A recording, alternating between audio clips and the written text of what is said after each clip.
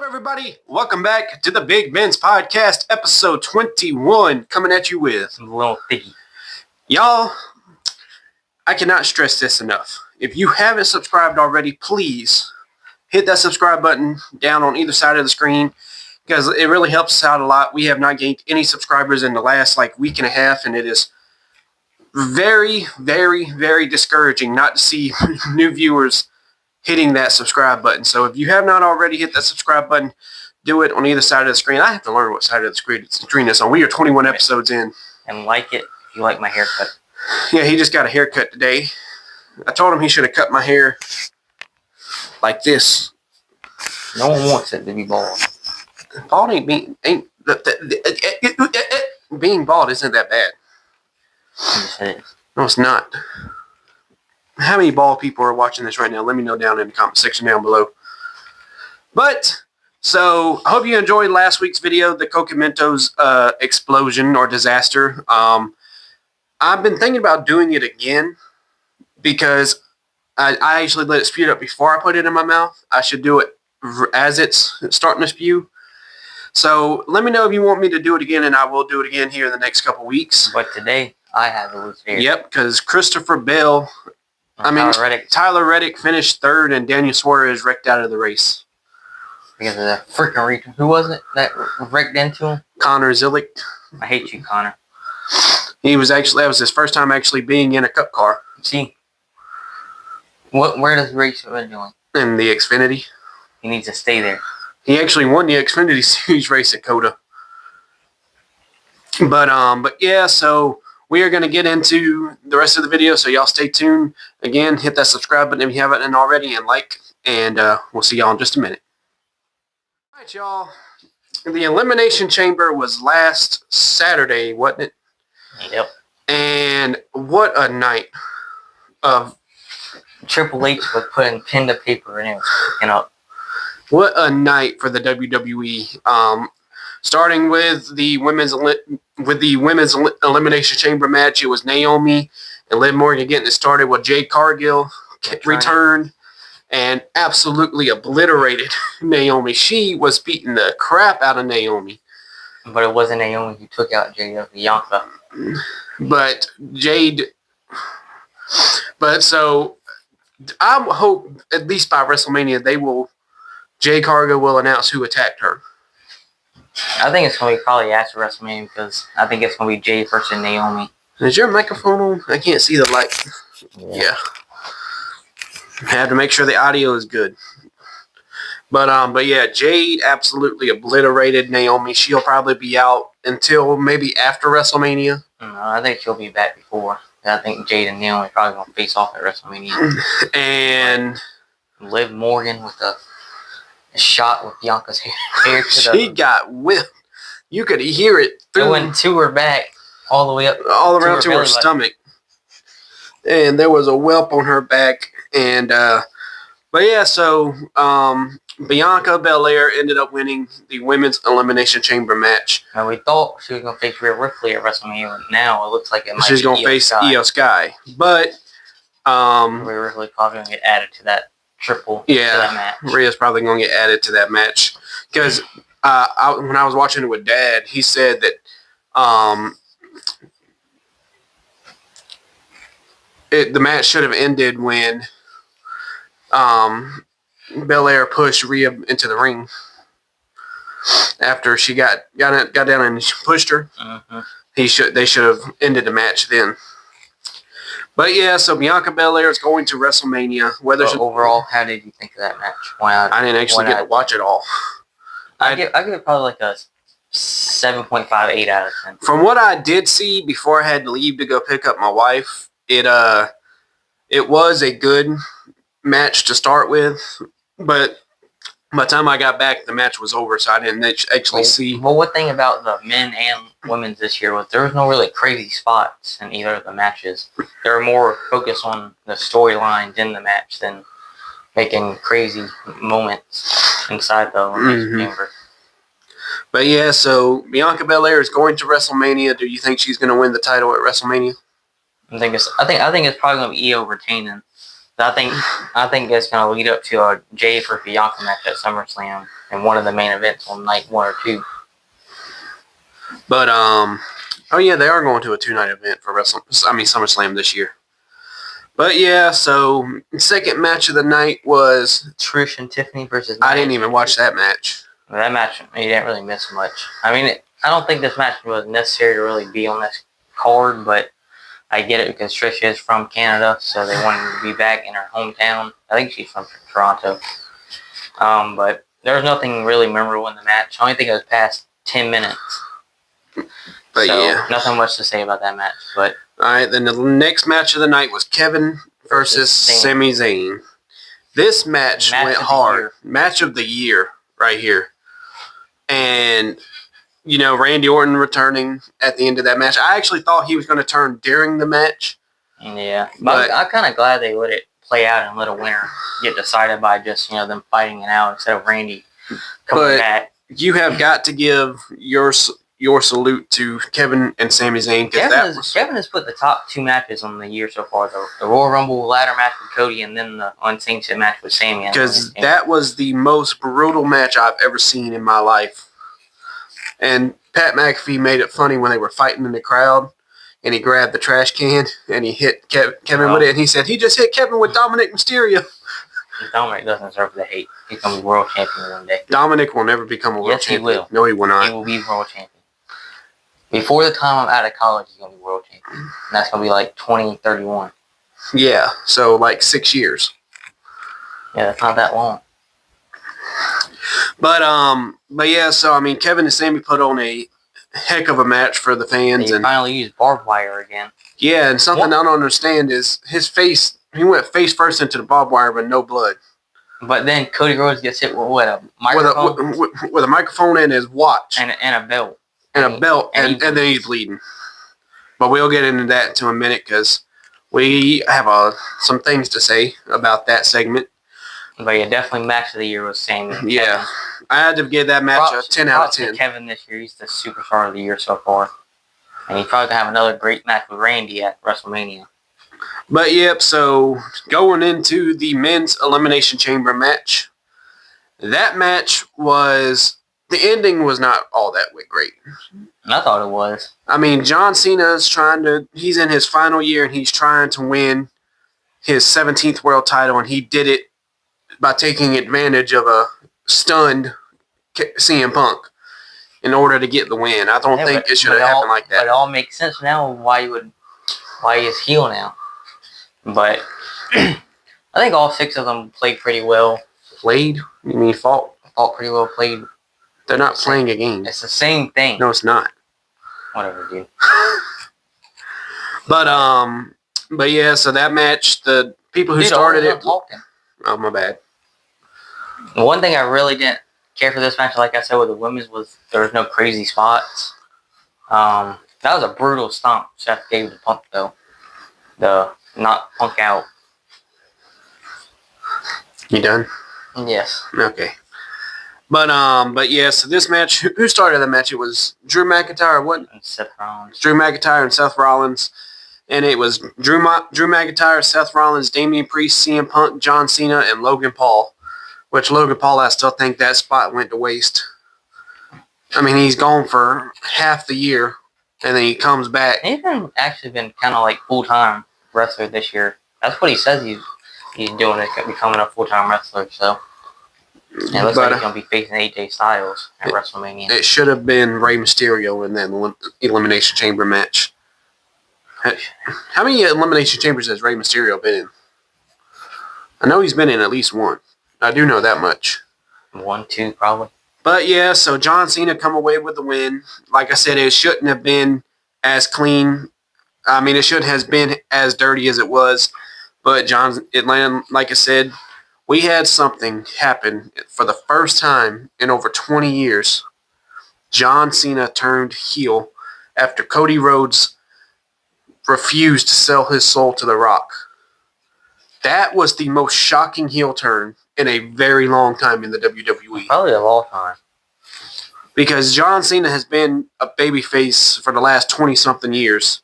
He's been loved by the crowd. He has been loved by his peers. He's still gonna get loved, even being heel. People's gonna turn heel with him. They're going to boo Cody Rhodes.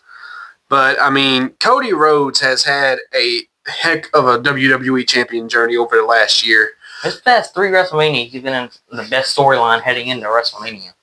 I mean, it's going to be John and Cody at WrestleMania. Do you think it's just going to be a normal match, or do you think there'll be a stipulation?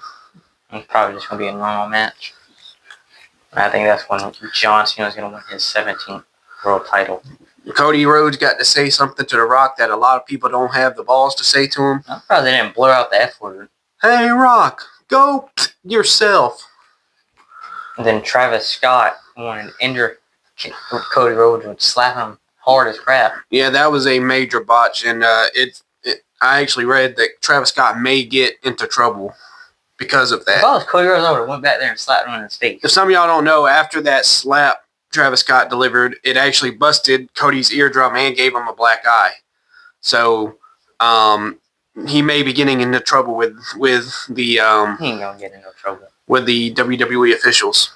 He ain't gonna get into. But yes, so John Cena has turned heel. My thoughts on him turning heel, I was just shocked at first because I never thought I'd see that. I thought John Cena was going to go through his last year being the John Cena we all grew up knowing and loving. But nope, The Rock had other plans. I think it was just weird to see The Rock and Cena teaming up. That was Cena's one of the biggest rivals of Cena's career. Mm-hmm. And the amount of memes people have made from that. You remember? Do you remember the segment on Raw where I forgot who it was, but he pushed somebody off the stage? Yeah, with a wheelchair. He pushed down Zack Ryder. And John Cena said, "This is going to be." Somebody said, "This is going to be John Cena's next Make-A-Wish Foundation dream." And I was like, "Bro, you can't be making that." They had a picture of Travis Scott, John Cena, and The Rock, and it said the Break-A-Wish Foundation. But it was very surprising. Like, out of all the things I was leading up to Elimination Chamber and theories, John Cena turning heel was not one of them. Yeah, I mean, that was something that nobody saw coming. I seen something earlier. You know how John Cena was smiling after he won the Elimination Chamber? Somebody said, when you find out you're having pizza for dinner, and then they put they split screened it to his heel face and said, but you find out it's frozen. Yeah, I've seen some of those. His face went from happy to no expression. And I don't understand, what the story's going to build up. Because if John's not going to be on, Raw or SmackDown leading up to WrestleMania, how are they going to build that story even more? He's going to be on Raw in 2 weeks. But do you think he'll introduce a new theme song then? Yeah, probably wear a suit.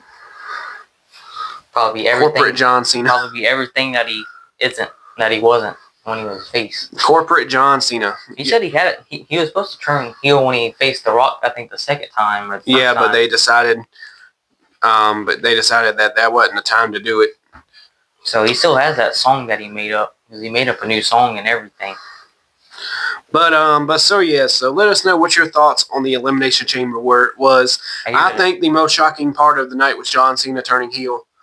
But Triple H is cooking up a very, very good WrestleMania this year. And I'd probably give it a 9 out of 10. I give the entire show, not watching a couple of matches, and 7 out of 10. You gotta rewatch the matches. And how am I supposed to do that? Dad has Peacock. Alright, anyway, we're going to go on and get into the next subject of the video, so we will be back. Y'all, next thing is we are going to be talking about high school subjects. And how that come up was yesterday. We were supposed to have some bad weather come through here, so they canceled school for him for no reason. Because we had no bad weather. I mean, we had a good bit of wind and some rain. And I mean, I think it only thundered here for like 10 minutes and then it was over. No, they heard any thunder. We did hear just a slight bit. So we are going to rank our least favorite subject in school to our favorite subject in school. Science, social studies, math, and ELA. Well, in high school, they don't call it social studies. They call it history. Same thing. Not to the school, apparently. Yes, it is. because they stopped calling it social studies once I got to like 7th grade. It's actually under the social studies regime. History is a part of the social studies regime. What is regime? Like the topics. Oh. Well, we got 4 subjects to rank, so I'm going to go ahead and start. My least favorite subject coming in at number 4 is math. Math can go to hell, where it belongs. I hate math. I hated math in school. I hate math now. The only thing I can do when it comes to math is if I'm trying to split food in half. That's the only time I can do math. Well. And just like if me and my wife get a pizza, there's 8 slices in a pizza, we both get 4. Because we're fat. But yeah, math is the worst subject to ever exist, but I know that you need it because it's something you use almost every day in your daily life. You don't need all type of math. Yeah, like solve for X. Algebra you don't need unless for some certain jobs. Y comes after X. There, I solve for X. I think geometry is a pretty good math to learn. Geometry wasn't that bad. Algebra wasn't that bad. I took geometry this school year. Calculus sucks. But also with my 4 is math as well. I was really good at math in elementary, but then when it hit middle school, or really 8th grade, I had a terrible teacher, Mr. Lynch. Patrick Lynch, if you're watching this, I hate you. Hope he is. He's not going to watch our video. But, yeah, ever since I've got into high school, my 9th grade year, I finished with like a 68 in math, and then this year I finished with an 80. Geometry is pretty easy. It's not very, very hard. All right, we're going to test that next week. You're going to have to do 3 geometry problems on video. I get to pick them. I made a 60 on my final for math. Is that still considered passing if you get a 60? I know they incorporated that when I was a freshman in high school, and that's actually how I passed my freshman year. Because in one of my classes, I had like a 62. I don't know why, but my freshman year was the hardest year of high school for me. After that, it was clean sailing from there on out. I think this year is probably my hardest year in high school so far. But my number 3 would have to be science. Science is a pretty cool subject, especially when I was in middle school. We did a lot of hands-on learning, and that's how I learned the best. Is I like to be able to do things with my hands and learn how to do it myself. Because you can sit there with a book and paper all day and try to tell me how to do it. I'm not going to do it until I do it on my own. And you're walking me through how to do it. Once I pick it up, I'll never forget it. So, just like I remember one time when I was in school, we were dissecting goat eyeballs. And our science teacher in that year was creepy. He dissected an eyeball and showed us how he did it. He took something out. He said, "Who wants to eat this?" I said, "What?" He said, "This is safe to eat." And I think one of the kids actually ate it. I think it was one of the girls in the class. She ate it. And I ain't eating nothing that comes out of a goat eyeball. But yeah, so science is a pretty cool subject. So what's your 3rd? My 3rd is history. Very, very boring. History's cool. I think history is the most useless subject in How? school. Because why do you need to learn about history? To learn how what you have now happened. I know the big events, but I feel like there's so many small events you don't have to learn about. Like what? One example. I don't know. One example. I already forgot. What are you talking about? Like the Civil War or 9/11 or... No. I mean, I know we need to learn that the gold mining days. But I feel like they hold on to the subject too long. I feel like they should dumb it down a little bit. Well, they're trying... First of all, if you in Collin County High School, it's dumbed down enough. But yeah, But the main reason why it's 3 is because it's boring. My number 2 is English. I like English. It's the language I speak. So, but when I was in school, one of the things I hated about English was the MLA format stuff. because they would not take it if it was not written in the MLA format. I hated that. But that was also one of my better classes because, I could read better than most people around me. I didn't learn how to read till I was in like 3rd grade. I couldn't read that well for the first couple years of school. But once I picked up reading, it ain't that hard to read. And now, when I look at something, I can read it instantly instead of having to go. Just like, I could tell back here this says Big Ben's Podcast or Big Ben Podcast because I couldn't put an S right there or it would look dumb. But yeah, so English was a pretty cool class. I think the best year in English that I had was when I was in middle school. And we was watching a, what's the word I'm looking for? A movie that was made from a book. It was The Outsiders. I'm pretty sure you've seen The Outsiders, right? Well, you need to watch that movie. Danielson plays in it. But yeah, so that is my number 2. What's your number 2? My number 2 is science. This is a useful subject. So it's history. No, it's not. What do you need to learn in science that's useful? You need to learn about the world, the Earth, how it works. It rains when it's cloudy, and it doesn't when it's sunny. That's all you need to know. No, you don't. You need to know how the Earth works. It spins around. That's how it works. Do you want to know? Why this dude's stupid. Do you want to know how day and night works?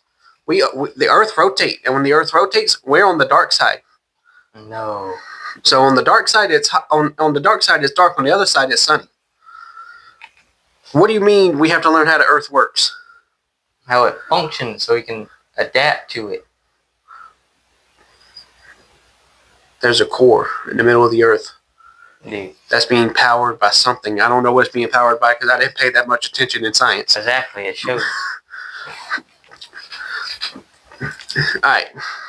So you think that science actually teaches you useful stuff? Yes. Like what? Give me another example and then we'll move on. Like, it can teach you how your body works, how it breaks down stuff. It's because you got acid in your stomach and it breaks down your food. Yeah, so that's useful to know. Okay, my argument is pointless. I'm sorry. All right, y'all. So, like I said, my argument was pointless. I'm sorry for arguing with you. But I think history is my number 1, and I think it's more useful to know about history than it is to know about science. But everybody has their own opinion. But to me, history is better than science. So, the reason why history is my number 1 is because history is cool. You get to learn about how things got to where they are and why they're there and who inhabited these places at one point in life and one point in history. My favorite part of history that you're never going to learn about in school is the Titanic. And the reason you're never going to learn about it in school is because it was not an American ship. It was an English ship. So you will never, ever hear about it in American history. But the Titanic is my favorite part of history. So what is your number 1? My number 1 is ELA. English. The one reason why it's really my number 1 is because that's the best subject I'm good at, is ELA. Yeah, because you're good at talking. I'm a year ahead of everybody, of some people. So I take English 3 now as a freshman, or as a sophomore. I'd be taking English 4 next year as a junior. But I feel like I do my best work in English more than the other subjects too. But one thing I don't like about English is reading a long paragraph and having to take stuff out of it. I usually try to scan through it a little bit and then answer the question. But it's read all the passage and type a paragraph or something about it. That's another thing I don't like about ELA is the writing part. But yeah, so that is my number 1 is ELA. All right. Well, let us know down in the comment section down below what your favorite subject in school is. And we're going to go on and get on to the rest of the video. All right, y'all. So, next thing is the best part of the video, story time. So, you want to start with your story today? Yeah, I'm gonna tell you the story about how I busted my head open. So I don't remember when it was. I was 6, 7, something like that. And so me and my older cousin Cameron, we were in this house where my brother lives now, and we were running around with our dog. I don't remember what dog it was. Well, if you were 6 or 7, it was probably Gator, I would imagine. Yeah, I think so. Pretty sure. Gator's all black, right? Yes.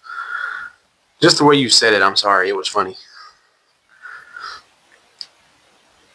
What? Yes, he was a solid black dog. But we were running through the house. I think pretty sure he was chasing us. Or we were chasing him, one of the two. And so, in the same room we're in, I hit the end of the door frame. And my head started, I don't think it was gushing, but it was bleeding pretty bad. So, I don't remember where Mom was. I'm pretty sure it was just me and Cameron in the house. And so, I think I went over to Keke's, started crying. I was like, Keke, I fell and hurt my head. So I had to go to the hospital and get stitches. I cried all the time. All the whole way there? No, when they were doing the stitches, I was crying. Why? You should have been able to feel them. I don't know if I felt them or not. I just know I didn't want to get stitches. Alright. My story time for the day is when I got pulled over by the police for the first time. So this happened like a year after I got my license. I mean, not a year, like a couple months after I got my license. I know I am a great driver. I was driving my Chevrolet Silverado pickup truck that I had at one point.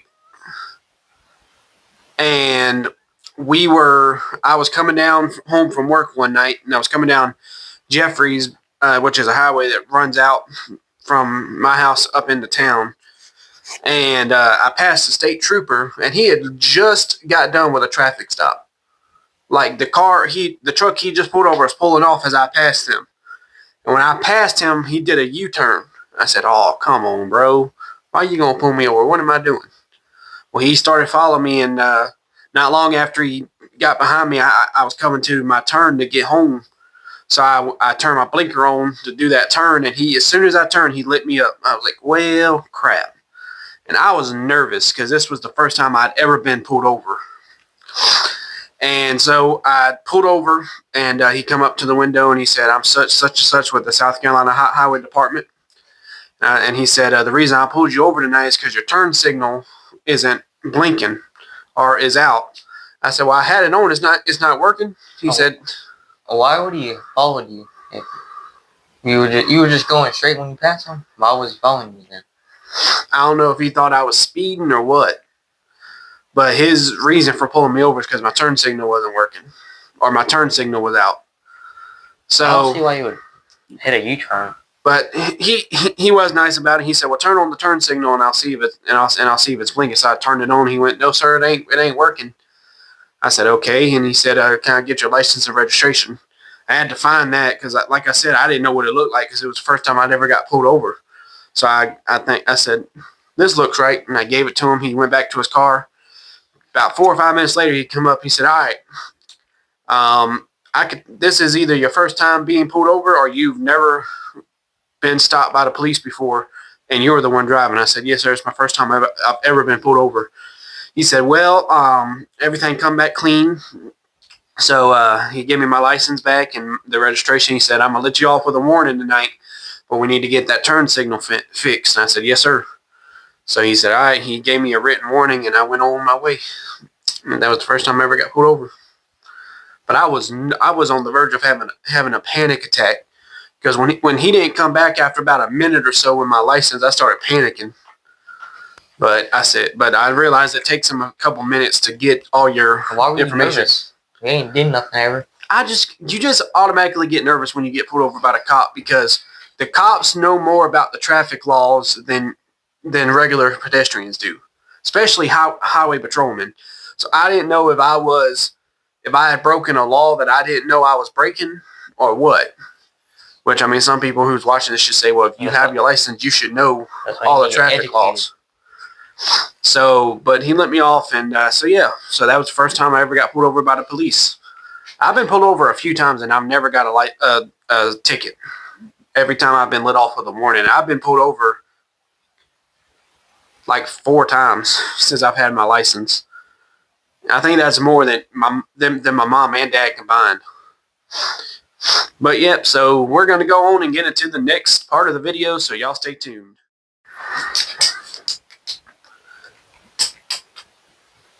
You know what they have some of the weirdest off-brands of? What? Cereal. I got some jiggy names. I mean, like, Captain Crunch. Captain Crunch is probably one of the best cereals out there, and the off-brand version that they sell at Walmart is called Berry Colossal Crunch. You couldn't just say Crunchy Berries or something like that? Why Berry Colossal Crunch? What is the colossal doing in there? What does colossal even stand for? I mean, like, what is the definition of colossal? What does colossal mean?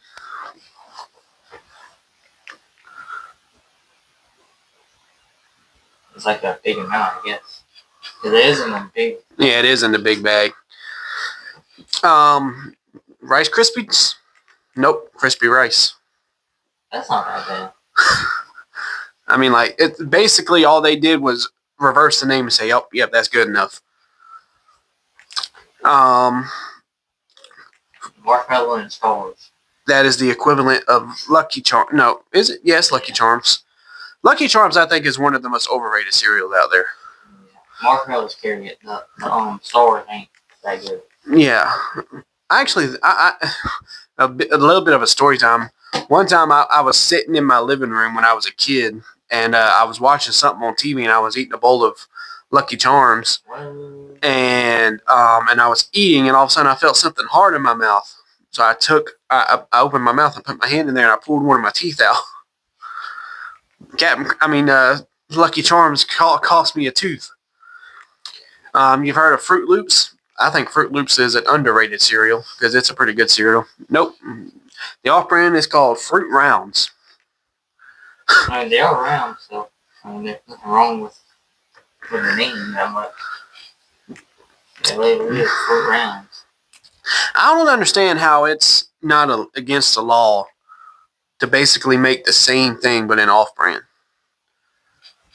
I mean, because it's not really plagiarism, but you're taking something that's already existing, renaming it, and then putting it out for a cheaper price. They're not from the same company? No. I wouldn't think so. I mean, why would Fruit Loops, a multi-million-dollar company, be selling Fruit Rounds? It's a cheaper product. But I've never understood how that's not, illegal or in any way, shape, or form, and people are allowed to do it. Like, I mean, Sam's Cola is supposed to be Coke, but it doesn't taste anything like actual Coke. There's a few off-brands out there that will never be as good as the original. Dr. Thunder. Dr. Thunder is actually pretty close to Dr. Pepper. But like Oreos, you will never be able to match the taste of an Oreo. Ever. Oreo has its own unique flavor. So, like Cream Betweens, that's a version of Oreos in some part of the world. No one's buying that product. Cream Betweens. I wonder what, I mean, that is like someone like very, very low in education could come up with that name. I mean, not wrong. It is Cream Between. Yeah, but they couldn't say like cream cookies or cream sandwiches or cookies and cream cookies. So, Cocoa Puffs. Cocoa Balls. I mean, they ain't lying because they are little balls. They're literally being literal. But Cocoa Pebbles will always be the best cereal. We're going to have to do a list. Cocoa Pebbles is better than Frosted Flakes. No, actually, it's Cinnamon Toast Crunch. Okay, I won't argue with that one. Cinnamon Toast Crunch. Nope, Cinnamon Toast Squares. Yeah, I guess it is square, but... Don't have to be. So yeah, so let us know down in the comment section if you've seen any weird off-brand cereals. But we'll like into the NASCAR Loser Dare. First, we're gonna make our predictions for Phoenix. All right, let's see. My prediction for Phoenix this weekend, I'm going to go Ryan Blaney. Just because Ryan Blaney is very good at Phoenix. He's like a silent assassin at that track. I mean, he'll be in the back, but as the race goes on, he'll make his way to the front.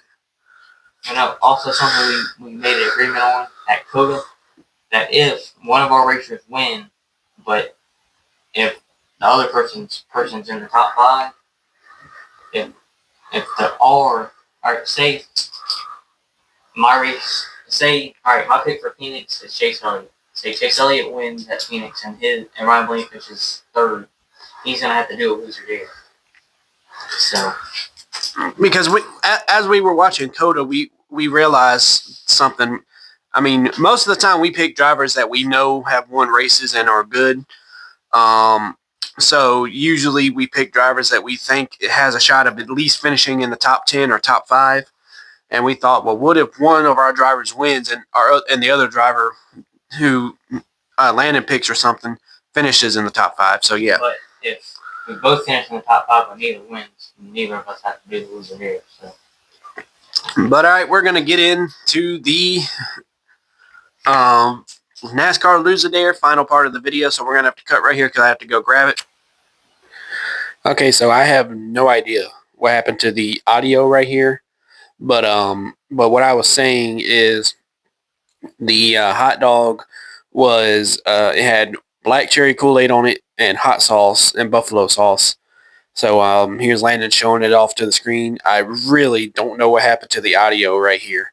So but yeah, so right now I'm just explaining everything that was on it. So yeah, so I'm gonna cut right here and talk back to y'all when he's about to eat it.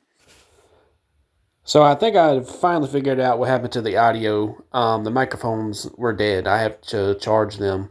Here's Landon about to eat it. But yeah, Landon said that thing was more spicy than it was sweet. That's kind of what I was going for. So yeah, so Landon right here is having a hard time getting that thing down. And I hate that y'all couldn't hear what he was actually saying right here, but and here in a second, I know he gets up to go grab there he goes, he's going to grab a bottle of water. And right here, I was just talking to you guys and showing you more of, what it was, and it looked like blood. I ain't gonna lie to you. I mean, like right there, it looked like it was a bloody hot dog, but I promise you it was just Kool-Aid and hot sauce. But so yeah, so I actually wanted to try a bite, which you will see here in a minute. And just look at that. I mean, I don't know why my mind come up with this. And so yeah, Landon's chugging that water down. And Landon was saying, if you like spice, you may actually like something like that. So here I go in just a second to try it. Yep, here I go. I said, this isn't my loser dare, but I'm going to try it anyway. So in 3, 2, 1.